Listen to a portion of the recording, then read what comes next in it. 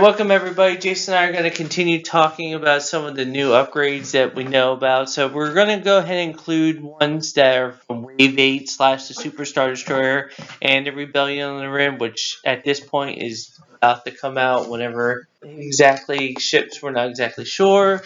So for part of the Super Star Destroyer, we had Animal P. It's essentially a cheaper version of Thrawn, where it's just a one vessel. Yeah. Really not much of a difference. You exhaust, well, it is a little different. You exhaust the card, and then it allows you to use one of the tokens you already have on the ship as if it were a dial. So unlike Thrawn, where you can have like the commands teed up, ready to go, use them whenever you want, with Piet, you have to plan ahead a little bit. You probably want to have a comms net nearby. He thrives on a SSD because now, especially with the Executor title, which allows you to bank unlimited number of tokens of unlimited types. You can have multiple types of the same token on the thing. You can now spend one of those tokens as if it were a dial. And on the SSD, you get like a more powerful version of that. Yeah, so if you play your cards right, the SSD gives you a token automatically. It's like, so we basically took Captain Antilles, melted him down, and baked him into the hole. So now that the SSD has his ability.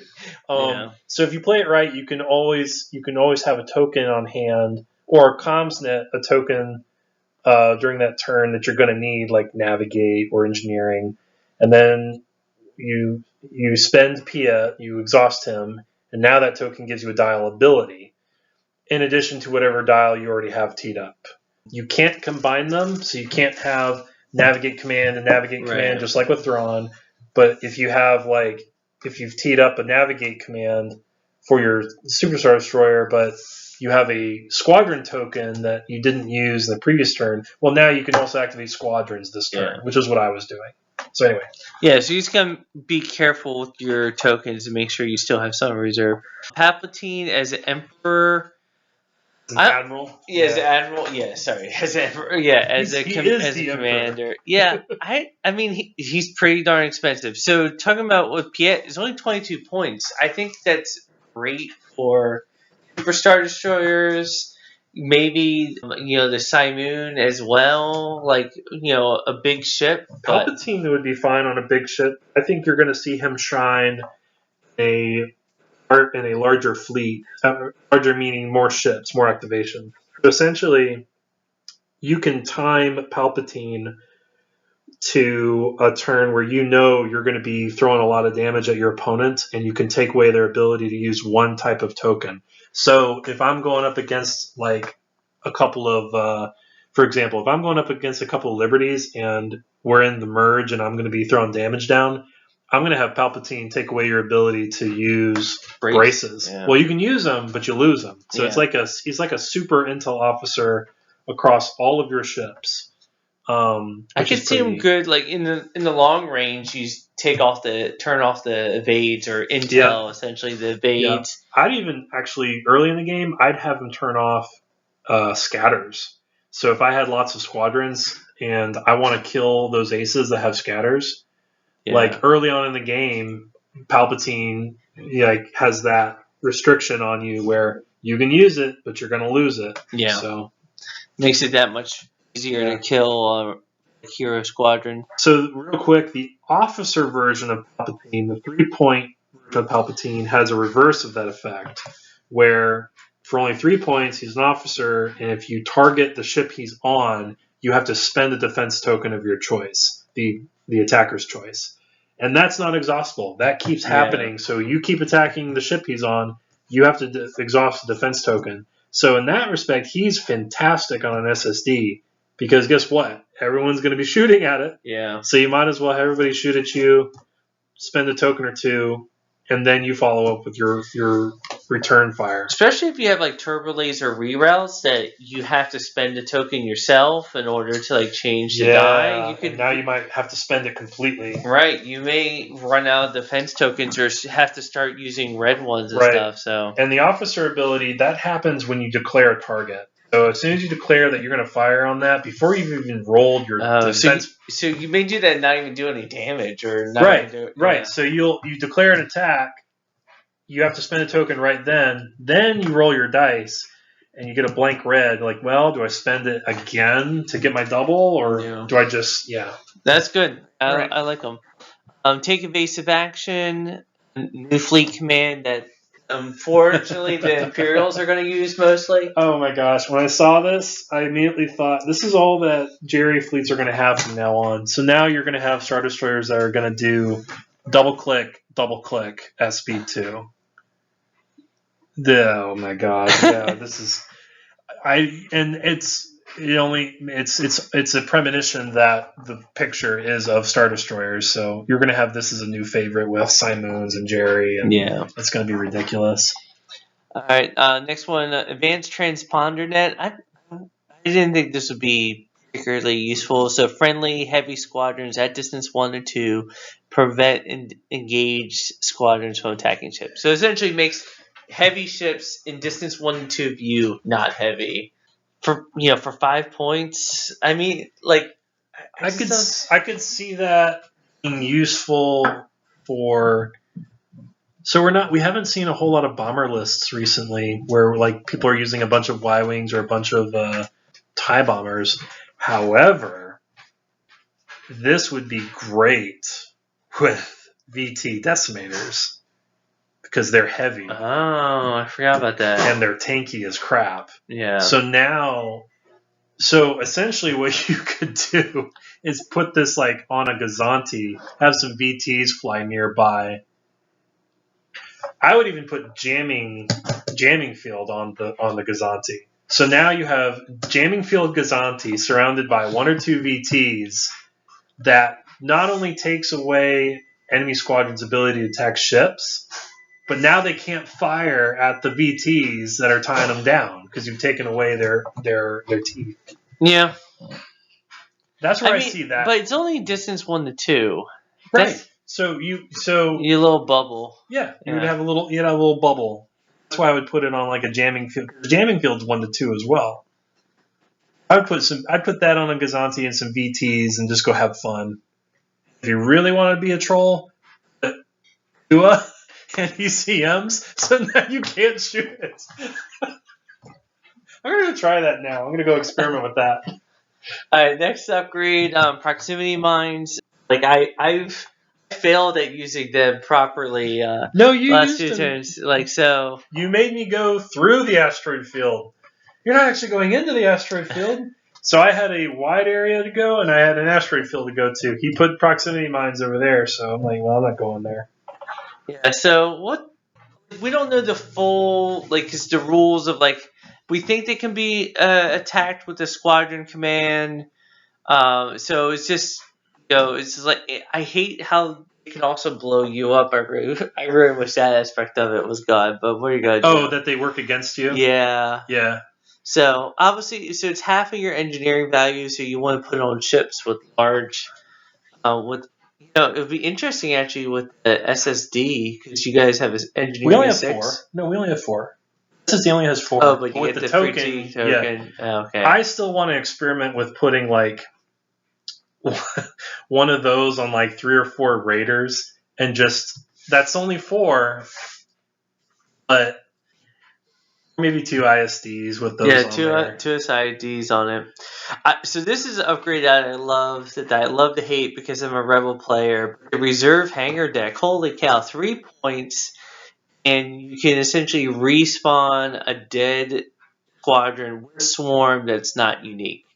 So I think the ones that are eligible are TIE Fighter, TIE Interceptor, and Jump Master. That's the only 3 that I know of that have swarm that are non-unique. Yeah. So it's in the Z95, Rebels have Rebel size. Yeah. Rebels have Z95, correct. So I think this thing, you get the most value out of this by spawning in the Jump Master you lost. So if you're using a Jump Master just to just to free up your ties that are tied down, pun intended, by other fighters, you can now use this to bring back that Jump Master that just got killed. And I actually did that in our game. I brought back my Jump Master that died, then sent it. Since I spawned it near my ship, I sent it to get healed up, and now it's back in the fight. For 3 points, it's no brainer. How much is a Jump Master? 12. Yeah. I mean, you could, if you really wanted to get the full effect out of this, you could put these on Gazantes. So have 2 Gazantes that are carriers, and then if 2 fighters get killed, the Gazantes spawn more fighters. The rules should still be the same on that. You can only get points for destroying the fighter once, I believe. I think that's still the case. I don't think you can score double points on destroying the fighter again. And they spawn damaged anyway, so it's not like you're getting free fighters. It just keeps TIE fighters in the fight a little longer. Yeah, actually having them on the Gazantes is a good idea, especially it's range 5, so that's pretty so as long as you keep the Gazanti near fairly close, and if it's controlling your fighters anyway, why would you not put it on there? Yeah. If you're not using boosted comms or expanded hangar bays. And a TIE Interceptor is 11 points, so it's only 3. You're getting a squadron that is at 2/3 health. Yeah. And you get to redeploy it too. Activate it. Yeah, it's damaged and exhausted, but it'll be deployed within range 1 of the Gazanti or whatever ship that you had it. So it's not going to be in danger immediately. I'm going to have fun with it. I'm going to experiment with it. So, Officer Admiral. So, at the start of the first round, you may execute a 1-speed maneuver. Yeah, so you're probably going to see that more on the SSD. A friend of mine has used it a few times now. That's going to be helpful if you want to get your SSD more into the fight or closer to the middle, or you could use it for another ship. The key word is that 1-speed maneuver, so it's whatever the organic ability is to turn on that ship. On an SSD that gets you forward 1, on any other ship you can do maybe a turn or reset your positioning. I'm surprised he's 2 points rather than just 1, but he's a one-time use. Yeah. Well, I mean, I would make him 1. I didn't think this is that great of an ability. Well, so this is great with Vader because you don't choke him. You don't discard this card. Because the way it's written, you use it at the beginning of the game, and then he's for only 2 points, he's a free reroll with the Vader card. He could also be useful for where you can move the squadrons after you move, or you can move them distance 1 of after your movement or something along those lines. Well, it's at the start of the first round, so your fighters are already deployed, right? Yeah, so you can move them up. I'm thinking of with a Sloan carrier build where you want to get the stuff up ahead of you. Right. You can deploy the squadrons, do a movement, move up another 5 squadrons for the SSD. Right. And they won't be engaged because you can move them up to a certain distance if they're not engaged. Then do your squadron activation and then. Right. No, I see what you're saying. Yeah. No, yeah. He's interesting. Garen, that one's going to be interesting. I don't know if I would use him on the SSD. I don't know. Maybe,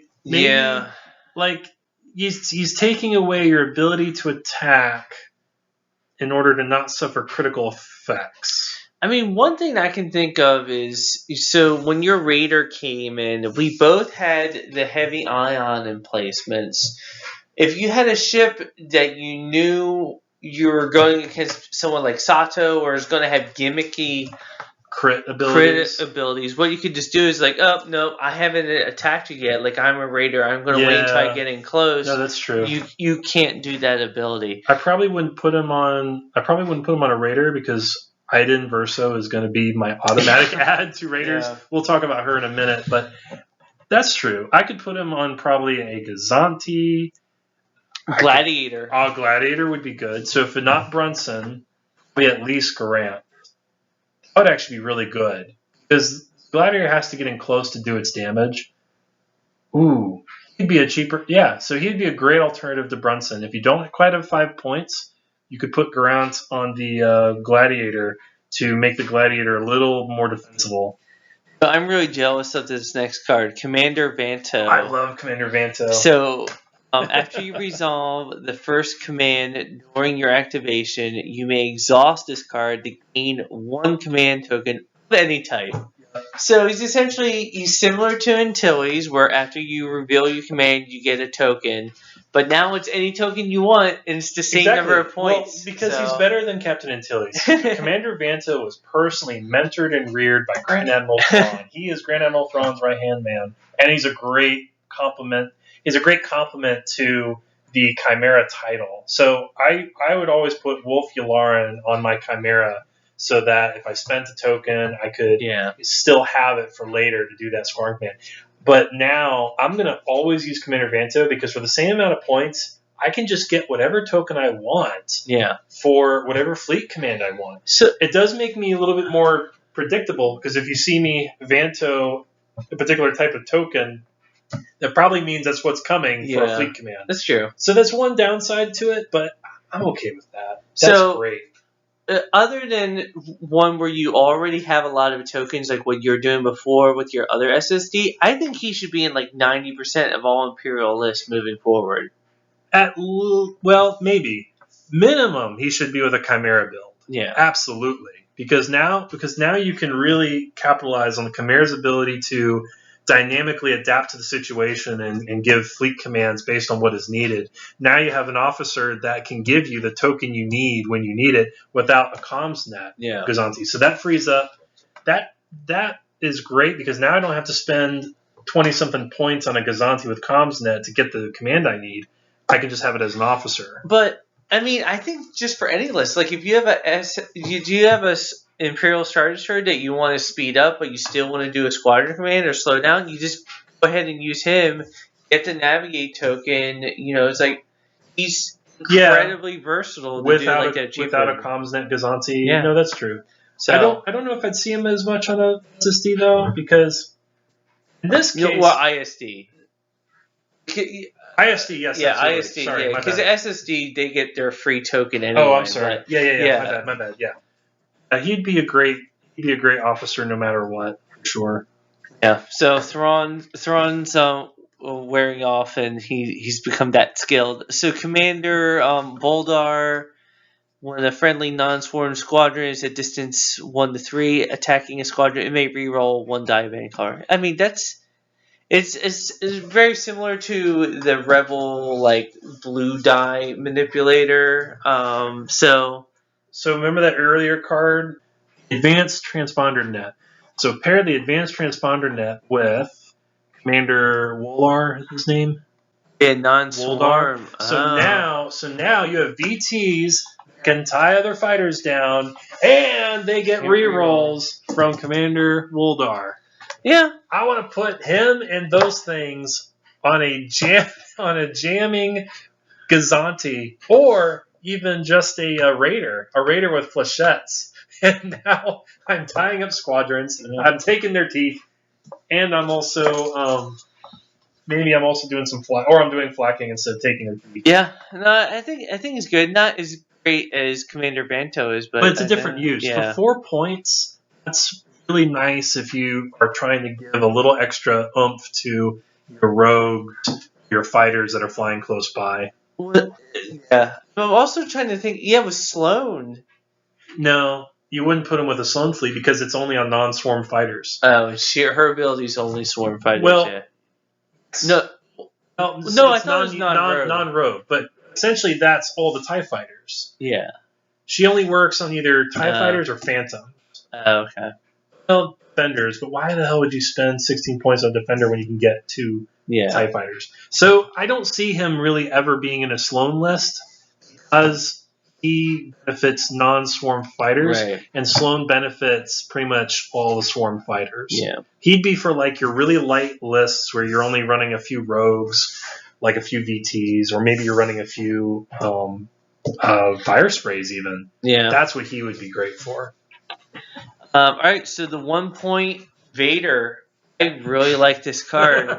So you can essentially force choke any ship at distance 5 within you, and you get to reroll any number of dice in its attack pool.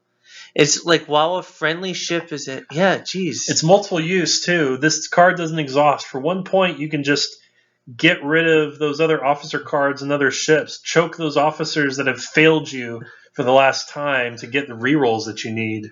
Yeah, I mean, especially if you use him, like I could see him great on an Imperial Star Destroyer as well as a Super Star Destroyer, and you put some throwaway officers on the other ones that are maybe a one-time only, or they outlived their usefulness. You can choke your admiral too, so that's interesting. So it has both the fleet admiral symbol on there and your officer card on there. So if you're about to lose your admiral, maybe another ship, or you can just if you're about to die and you get one more good shot, you can throw away one of your officers or admiral.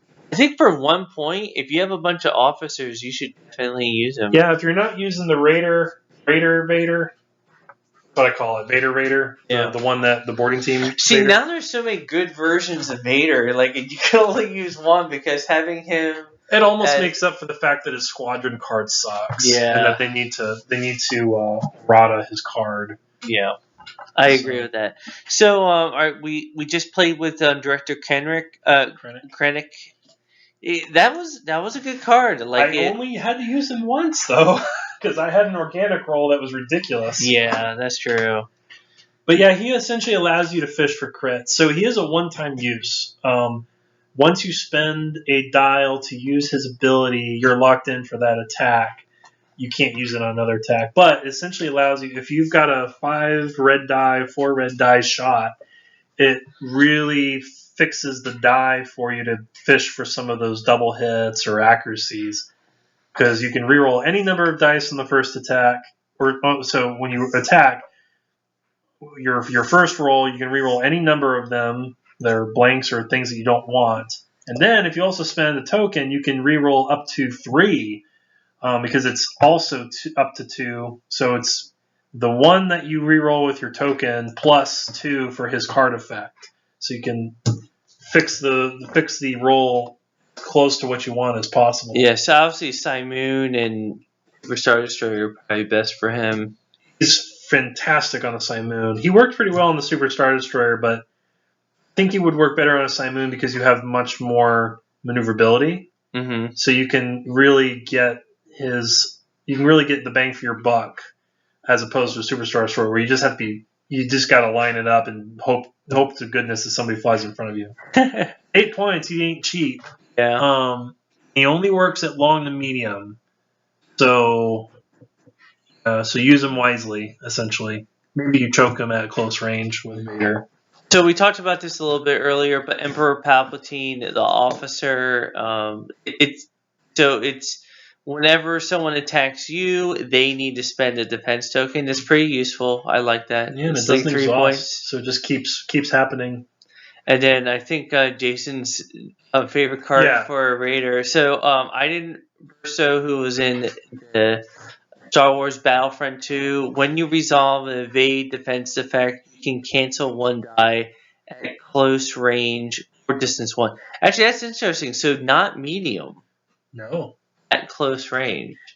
So you would still need to do like the rerolls for that, but still. We play that wrong? Yeah, but I don't think it made a difference. But okay, that's good to know. So at close range or distance 1, but medium range you can still reroll. You still have to reroll a die. Right. Well, I think my Raider was dead at that point anyway, like you said. But so yeah, I really like her ability in that she has a 2-part ability. If you hold on to her, she makes your Raider or whatever ship she's on more survivable. If you use her, especially if you're probably going to lose the ship, and put a raid token on a nearby enemy ship. She essentially just does a Halo thing and board the enemy ship. Well, which is opposite of what she does in the game, where she she jumps out of one ship and then she lands on. Right. Onto and she the gets Corvus. Caught by the Corvus. Yeah, that's true. But I like her. She's going to be an automatic add on my Raiders from now on. That and with the Corvus, because the Corvus is really, really nice as well. I'm trying to think of, it's just an evade defense token. So I'm trying to think of what else she could go on to. Like, she could go on the Architect or even a Gazanti. Yeah, that's true, actually. You could put her on a Gazanti. So next one, Lyra Wessex. Mm-hmm. Before you are dealt a face-up damage, you may spend a engineering token to flip that card face down. So that's pretty good, especially with all the Dodana stuff that I like to do and APTs and all that kind of stuff. So for only 2 points, I think that's pretty useful. But as we saw, damage control officer is pretty awesome too. If you happen to be on the ship that has a contain, for 2 points, I think she's a good guy. So I really like this one too. The expert shield tech, 5 points. When you spend a redirect defense token, you could reduce the damage from the attack by 1 instead of resolving the token's effect. So instead of redirecting damage, you could just remove 1. So I liked. I used it on admonition. I think anything that has 2 redirects. I think this could be a good. Since it's the officer slot, so it's not something that is taken up by the support team or the weapons or the defense or the defensive upgrade slot. So I think this is pretty versatile, especially if you have 2 redirects. I could see this actually being useful on a Victory Star Destroyer. Yeah. Because they have 2 redirects. And very often it runs out of shields before it runs out of the tokens. So yeah. So it's great against XI7s, I agree. And he actually used it a couple of times in our last game. So. Captain Rex, another way that you can raid something. This one you don't get rid of. So Captain Rex is cool is that you don't discard this card. Oh. That's the difference. So he's an officer, not a boarding party. So on a activate squadron command, enemy ship gets a raid token of your choice. Oh, so that's better. Yeah, so you could keep putting, on doing it. So if you put them on like a CR90, I would actually put them on like Dodonna's Pride. So like not only are doing like crit effects, like because the whole thing is you want to get around and behind something, you're doing crit effects. Oh, and by the way, you're putting raid tokens on the ship and completely disrupting it. That's actually better than I thought, because I thought it was like all the other raid ones where you discard a card, but yeah, this one you don't. Well, you're at distance 1 to 3 of any ship. That ship can discard only 1 raid token of any type when it discards a command dial. So if you combine him with that other raid hero that we saw, that 19.1... Oh, a Jaden. Jaden. If you combine Jaden with Rex on a CR90... you have now really made raid tokens hurt. Because as long as you keep him within 1 to 3, that dial can only get rid of 1 raid token at a time. So if you get 2 raid tokens on there, or keep adding more, you're going to completely lock down that ship, and it's not going to be able to get it fight off. For this one, another ship that wasn't getting close, like MC-75 or MC-30. With more health and shields, that's true. That's a good point. I'm thinking like in early game where you have like a speed 4 ship, or even a speed 5, if that matter, if you put engine techs on it. So Ezra, I don't like Ezra. I think he's so gimmicky. Well, you're able to so you can move an obstacle. I like that effect. I think you would want to have it be like Dodonna, or if you knew you were doing station assault or something like that. Yeah, I could see him actually being useful in the campaign, because you have like a upgrade pool that you could have from, and putting them on Janus Light. I think moving stations around and other things that are going to be part of the campaign, I think could be useful. Agreed. Because, with like the station assault, it needs to be beyond like distance 3. Right in the beginning of the game, you could discard him and move him back. Yeah. So yeah, you could. Sabine, you get a 1 proximity mine that you can put within distance 3 of ships rather than distance 5, like the regular versions. You only get 1, so it's a little bit of the trade-off. Auxillary shield team, you get to increase the charge of your shields. I think that's interesting. It's a support slot, so not that many ships are going to be able to do that. But do you think a Gladiator may possibly do this, or what ships do you think would do this? The auxiliary shields team. So I can see that being used on Liberties.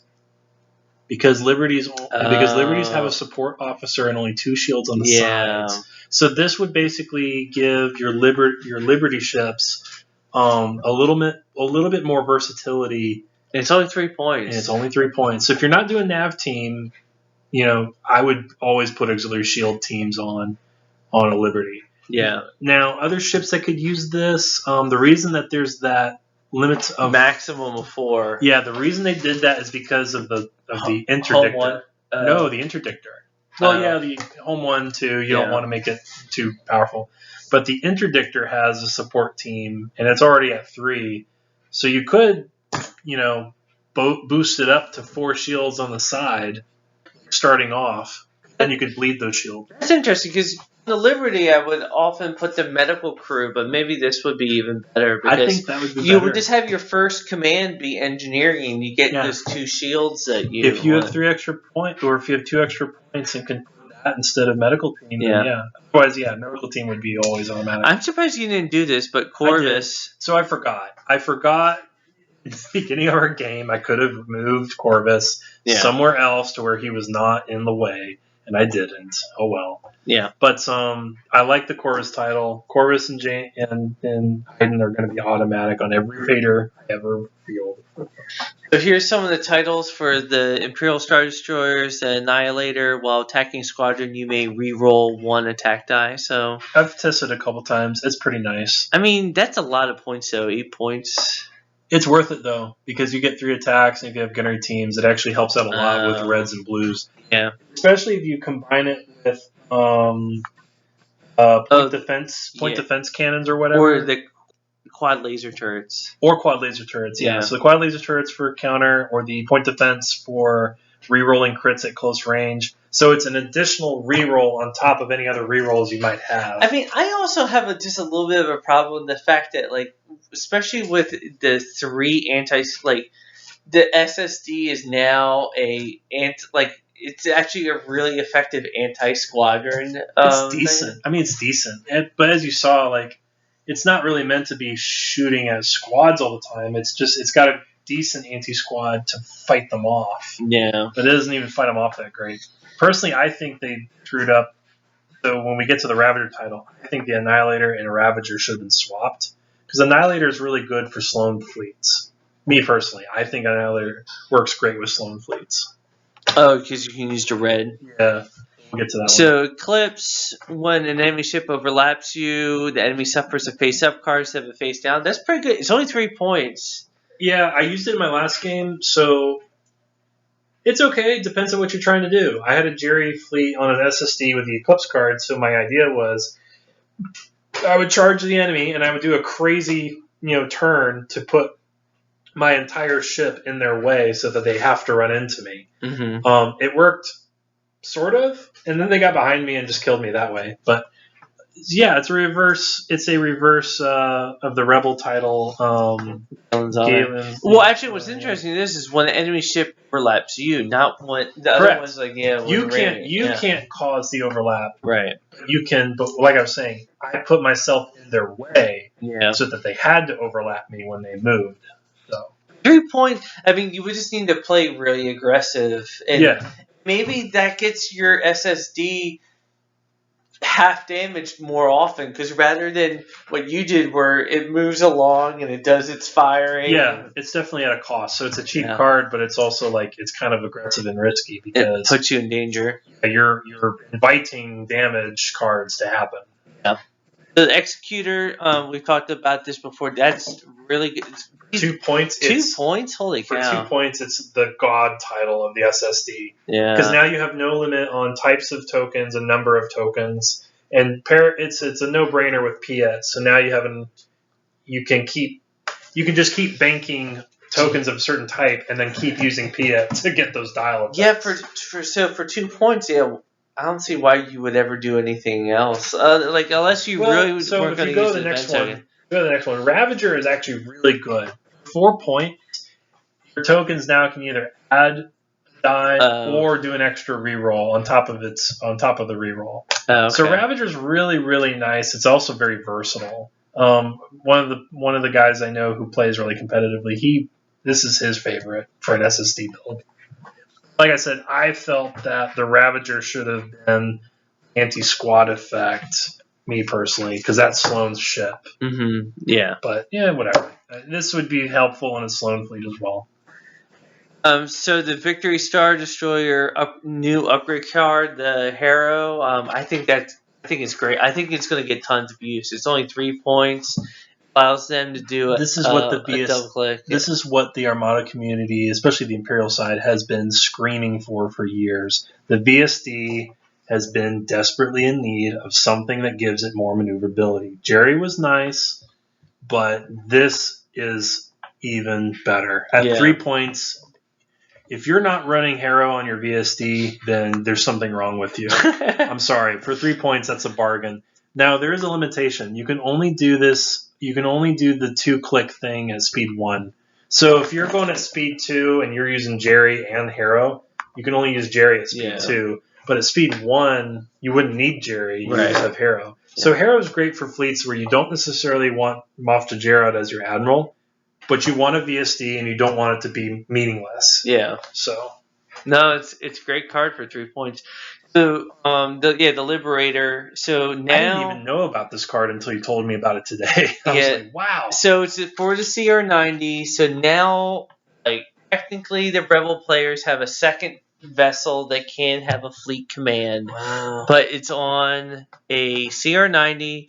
And you cannot use the token version of it. You have to use the command. It's better than nothing. I guess you could. I think it's interesting to point out. Little paragraph seems to be hinting at something. You cannot equip this card if you already have a fleet command icon in your upgrade bar. There is no CR90 with a fleet command in its upgrade bar unless you put this title on there. Right. So does that mean there's possibly a CR90 on the horizon that does have a fleet command? I mean, I understand why you would do that and do this before you have a Home 1 version of it. Well, because the Peltz is not a CR90 and it's a CR90 icon. So that's kind of weird that paragraph is there. Unless this isn't, but this is a photo of the actual card printed, right? Yeah. Okay, well, so that's interesting. FFG has given themselves an out of possibly having CR90 with an organic fleet command card somehow. Or is there any other officer or upgrade that gives you a fleet command? No, not yet. So maybe that's part of it. So maybe there's an officer coming that gives you a fleet command. Maybe there's an Akbar officer. Ooh. That's coming in the next wave. Yeah. That might be it. He could even go on the Starhawk. That would make sense. So you can't put a defensive retrofit, but you might be able to put a fleet command on the Starhawk. Yeah. All right. Maybe. That's our speculation. That's all conjecture, but that paragraph gets my spidey senses tingling. That's interesting.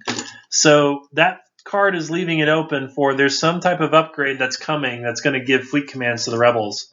So there you go. Yeah. Now you have your beloved more fleet commands for your ships now.